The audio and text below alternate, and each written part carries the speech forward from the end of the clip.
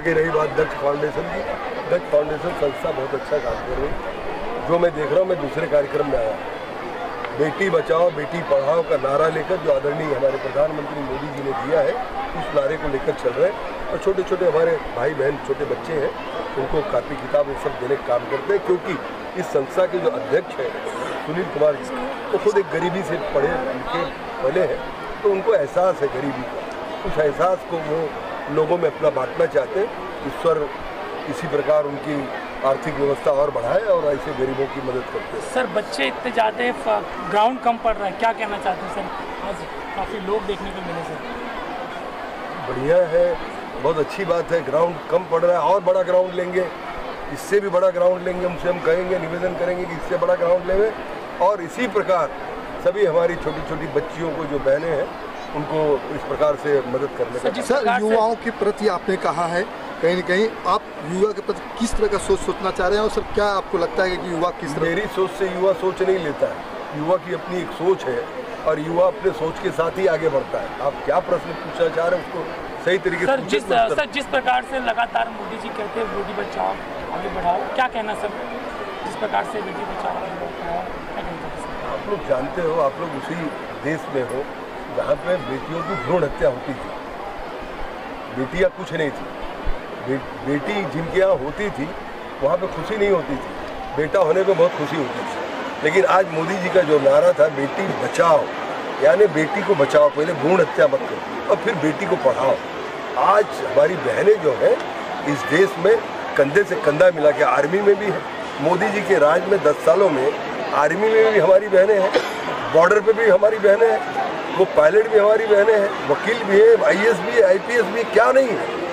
तो हमारी बहनें कंधे से कंधा मिलाकर आज पुरुषों के साथ बराबर का ओहदा संभाले हुए हैं। तो मोदी जी का यही कहना था कि देश की व्यवस्था में ये आगे बढ़ाने का काम हमारी बहनें करेंगी। इसलिए बेटी बचाओ, पहले भ्रूण हत्या से बचाओ और फिर उनको पढ़ाओ।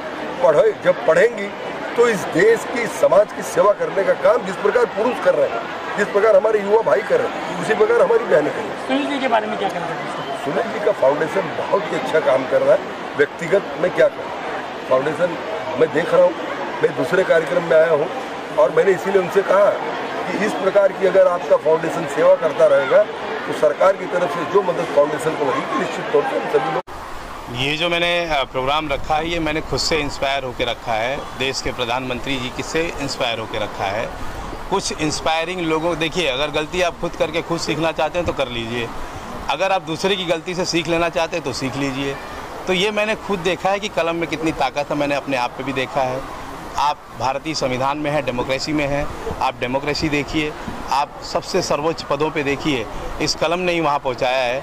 ना उनका कोई बैकग्राउंड था और ना उनके पीछे कोई ताकत थी, ये कलम की ताकत थी, माँ सरस्वती थी, उसी के दम पे आज हम सब आगे बढ़ रहे हैं। और मैं बेटी पढ़ाओ बेटी बचाओ का मेरा जो सबसे बड़ा मोटिव ये है कि मैं खुद, इसका सबसे बड़ा दर्द ये है कि जिस वर्ग से मैं आया हूँ वहाँ पे एक प्रॉब्लम ऐसा होता है कि लोग बच्चियों को न पढ़ा के बेटों को पढ़ाते हैं और बच्चियों से काम कराते हैं, और जब वो बच्चियों से काम कराते हैं तो बच्चियों का एक्सप्लॉयटेशन होता है, डोमेस्टिक वायलेंस होता है, डिवोर्स होता है, फ्रस्ट्रेशन होता है, मोलेस्टेशन होता है, प्रोस्टिट्यूशन होता है।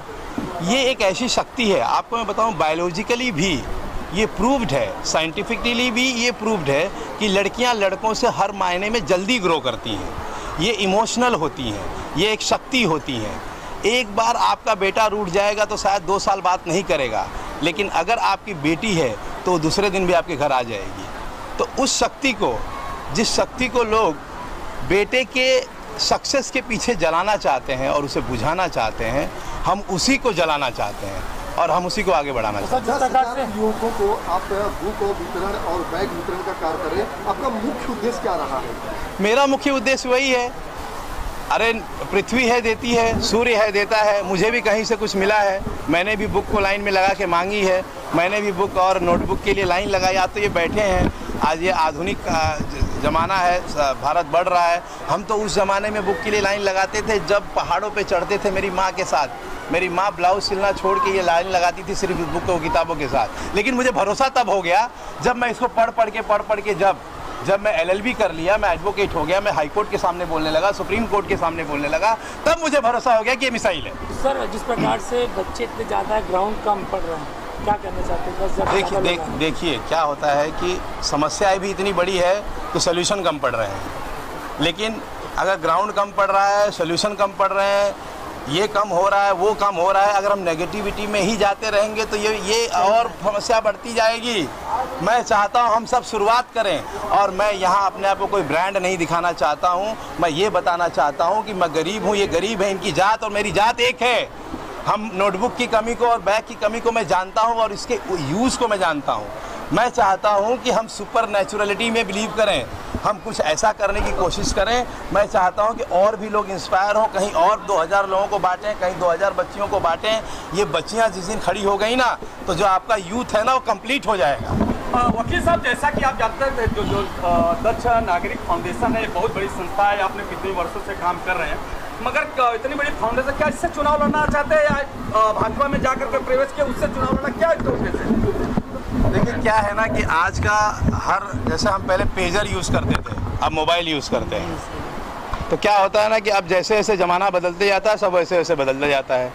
आप इतने बड़े पत्रकार हैं, भगवत गीता को और श्री कृष्ण को जानते ही होंगे। श्री कृष्ण ने भगवत गीता में सीधे सीधे कहा है कि हम कुछ करते ही नहीं हैं, कराने वाले तो वो हैं, मैं करते जा रहा हूँ, और जो बोलेंगे वो करते जाऊँगा। ये संसार का नियम है कि हम कुछ कर ही नहीं रहे हैं। मगर ये मेरा लास्ट क्वेश्चन है कि आप जोगेश्वरी विधानसभा और दिंडोसी विधानसभा में जितना काम आप कर रहे हैं, गली गली जो झोपड़ पसलम एरिया में जो काम में अच्छे अच्छे लोग नहीं कर रहे, जो आपने पिछले दिनों बिगुल भी बजाया था, जो आमदार खासदार जो नहीं कर रहे हैं, वो काम मैं कर रहा हूँ, तो उनको वोट मत दीजिए। तो क्या ये 2 विधानसभा में आपकी चुनौती है क्या, या कौन सी पार्टी से आप चुनाव लड़ने वाले हैं? नहीं, आप पहले जो मैंने बोला था उसकी मीनिंग को समझिए। हाँ। मैंने वो फाउंडेशन की तरफ से बोला था कि जो काम कोई आमदार या खासदार जो आपको वादा नहीं करेगा, वो वादा ये था कि मेरी बहनों को या कोई भी महिला को दिंडोसी और जोगेश्वरी विधानसभा में अगर कोई लीगल केस में कोई प्रॉब्लम होगा तो मैं उसके लिए फ्री में लड़ूंगा। जो मैंने अभी तक किसी को नहीं देखा, वो मैंने बोल दिया। वकील साहब, प्रीतम साटम के बारे में आपने ये कहा है कि इन्होंने आज तक ये काम किया, वो ये दक्षता कमेटी कर रही है, इसलिए जो केंद्र और राज्य सरकार की जो सरकारें हैं वो काम नहीं कर रही, इनको आमदार खासदार को वोट नहीं देना, ऐसा आपका ने, वो मेरे पास एक रिपोर्ट है, वो तो आपके इस पे चला। अच्छा वो पूछ लिया, आप पॉलिटिकल सवाल बहुत पूछते हैं। मैं सिर्फ मैं इस पे सिर्फ मेरा ये बोलना है कि मैंने ऐसा कुछ नहीं बोला था, बैनर मैंने नहीं लगाया था। मेरे कम से कम 5000 कार्यकर्ता हैं।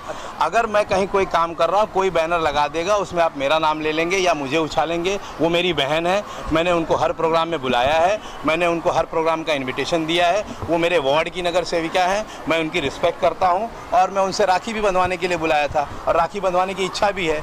मेरी ऐसी कोई भी इच्छा नहीं है, और मुझे कोई लाइन छोटी या बड़ी नहीं करनी है, मुझे बस इस अंधेरे में उजाला करना है, बस और कुछ नहीं करना। आमदार या खासदार या चुनाव नगर सेवक का कौन लड़ेगा, बस ये लास्ट क्वेश्चन। बस ये तो मुझे ही नहीं पता है कि कल सुबह मैं उठूंगा कि नहीं उठूंगा, तो इसका जवाब तो मैं दे ही नहीं सकता हूँ।